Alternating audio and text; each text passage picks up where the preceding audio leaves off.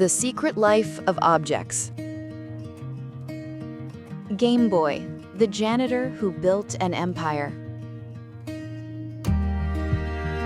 Kyoto, 1966. The factory floor is quiet. Too quiet. In the corner, a 25-year-old maintenance man is trying to make himself invisible. He's not fixing the card printing machines like he's supposed to. He's playing. Playing? On the clock? Exactly. He's built this strange contraption out of scrap metal, a lattice of crisscrossed plastic arms that extends out like a scissor when you squeeze the handle. Click-clack, click-clack. He's grabbing empty boxes from 3 feet away, just killing time. Dangerous game when you have a boss. And that's when the door opens.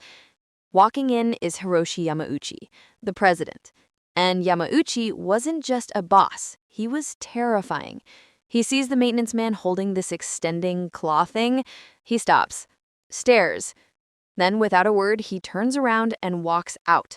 Oof, that silence is worse than yelling. He's definitely getting fired. That's what Gunpei Yokoi got. This is the secret life of objects, and that terrified maintenance man is about to change how the whole world plays. A few minutes later, the loudspeaker crackles. Gunpei Yokoi report to the president's office immediately.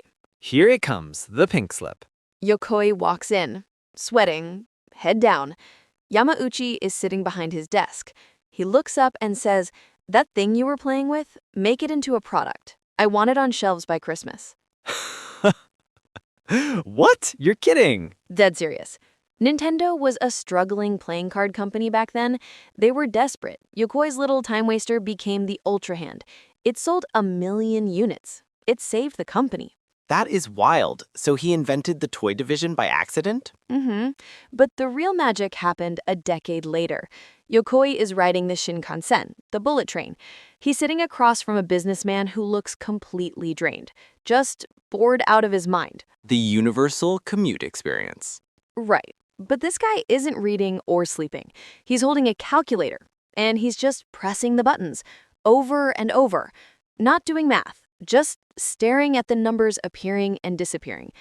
He was starving for interaction. Huh. That is kind of sad, actually. Yokoi didn't see it that way. He saw an opportunity. He thought, what if that tiny LCD screen wasn't for math? What if it was a game you could hide in your palm? That train ride led directly to the Game & Watch, and eventually, the Game Boy. Wait, so the Game Boy exists because a guy was bored on a train?